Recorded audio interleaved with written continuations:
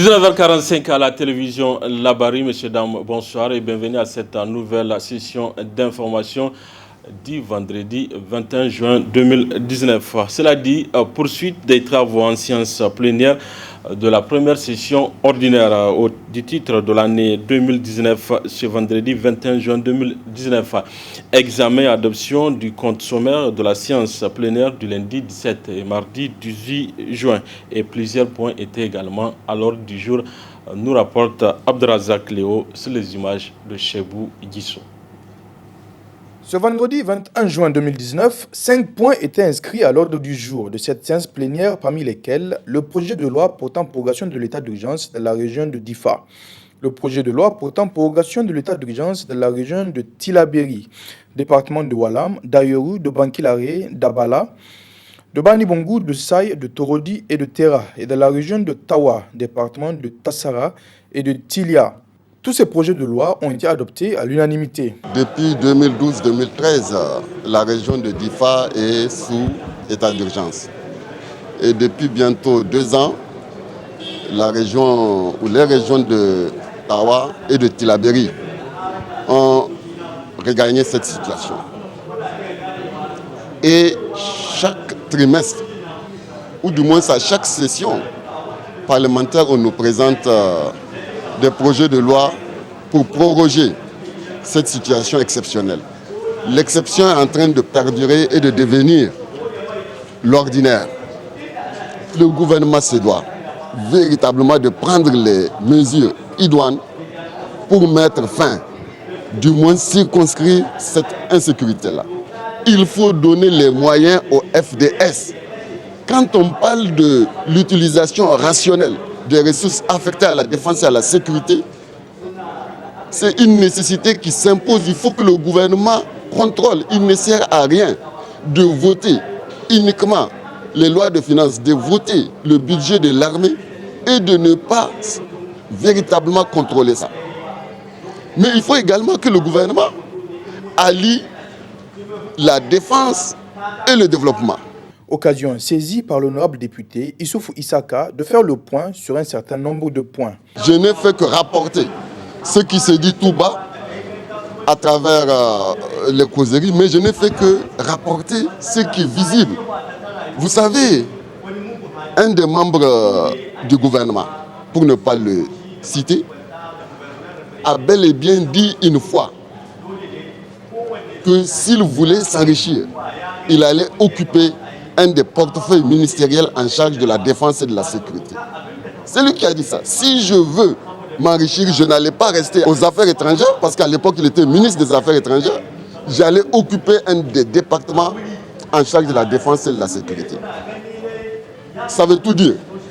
Mais vous avez aussi la presse internationale qui a rapporté des faits qui accablent un ancien ministre de la Défense qui aujourd'hui est devenu trop prospère.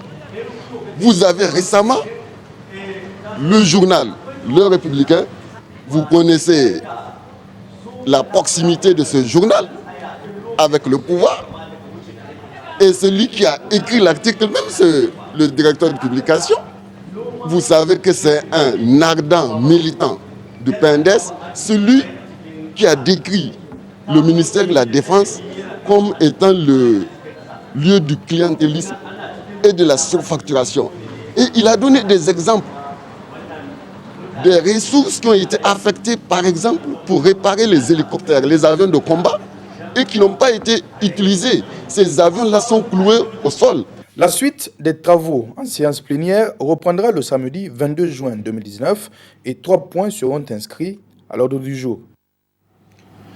Le complexe GMK a abrité ce matin une assemblée générale du personnel de l'Agence nationale de l'aviation civile ANAC Niger. Objectif, offrir une prestation de haute qualité aux acteurs de l'aviation civile à l'horizon 2025. Le compte-rendu de cette conférence avec Mariama Christine Bormo et Sadou Doumi.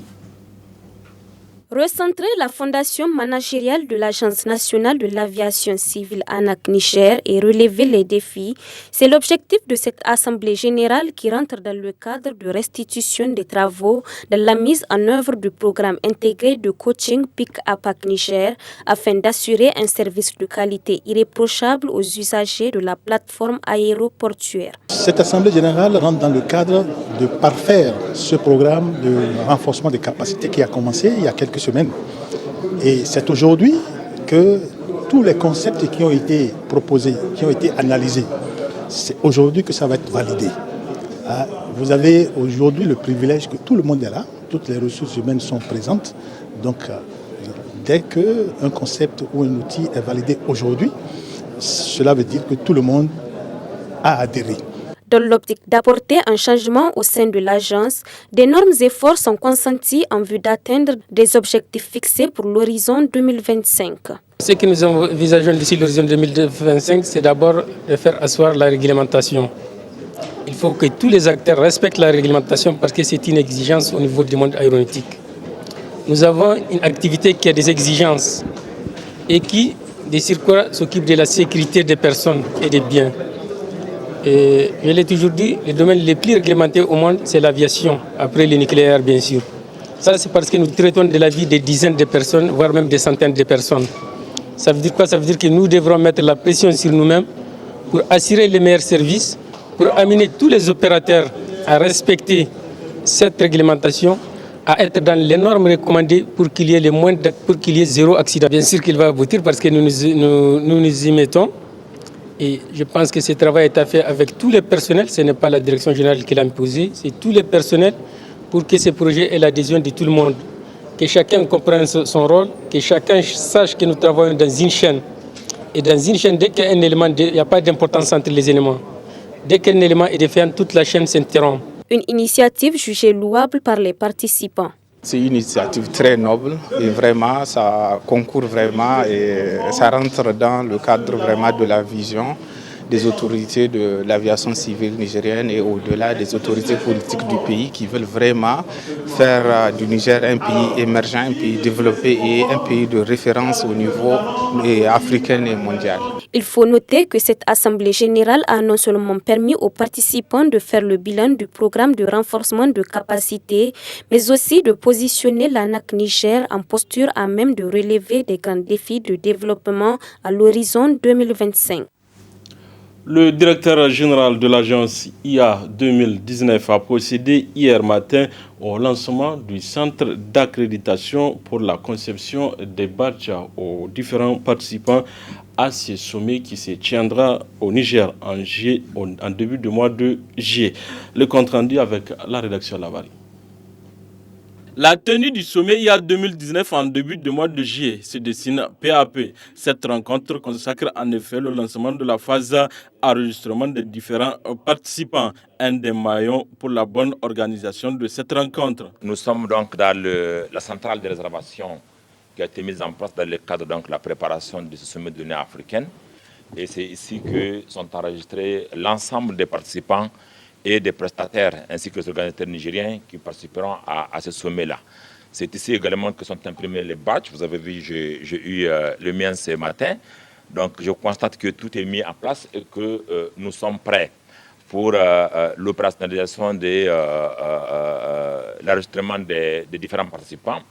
Et je suis heureux de constater que tout est mis en place. C'est la première structure opérationnelle mise en place dans le cadre du dispositif de demande de la conférence et je pense que tout commence par l'enregistrement. La détention du badge est une condition sine qua non pour avoir accès aux différentes activités rentrant dans le cadre du sommet IA 2019. Chacun devrait avoir son badge. C'est ça le badge, c'est ça qu'on appelle l'accréditation. Mais avant de venir au Niger, nous avons, chaque pays a un point focal. Par rapport au point focal, chaque pays devrait enregistrer les membres qui vont participer à ce sommet. Donc ça veut dire quoi? Tout celui qui n'est pas enregistré par son pays, techniquement, il ne va pas avoir l'accréditation. Du coup, ça veut dire qu'il ne va pas avoir son badge.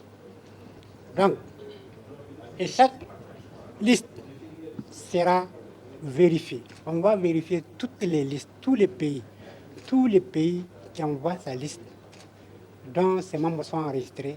On va d'abord la filtrer à travers Interpol. Ensuite, nous avons 3 fichiers.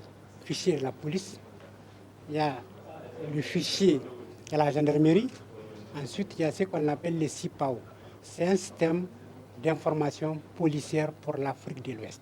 16 postes sont mis en place pour l'élaboration de ces badges avec une vingtaine de personnels formés pour la circonstance, composés de civils et agents de la police.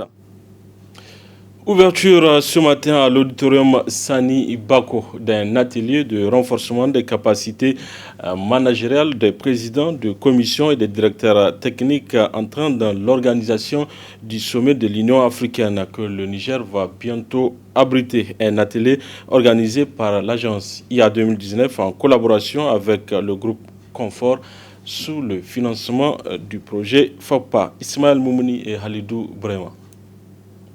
Réussir la conférence de l'Union africaine repose sur une bonne organisation et cela à travers une bonne formation des chargés de la coordination des différentes activités. C'est en ce sens que cet atelier de renforcement de capacité est initié à l'endroit des présidents, des commissions et des directeurs techniques. Les formateurs saluent le choix porté à leur égard. Nous profitons de l'occasion pour remercier le FOPA qui nous a fait entière confiance en nous confiant cette mission de formation pour laquelle nous osons être à la hauteur de vos espérances pour sa direction. Je remercie de vive voix Monsieur le ministre, conseiller spécial du président de la République, directeur général de l'agence IA Niger, qui a bien voulu partager l'expérience de notre cabinet, qui a participé à l'organisation des Jeux de la francophonie et des Jeux Sensat, à travers les experts que nous avons invités à cet effet, et qui ont participé activement à la préparation et à la mise en œuvre des programmes des Jeux de la francophonie et des Jeux Sensat.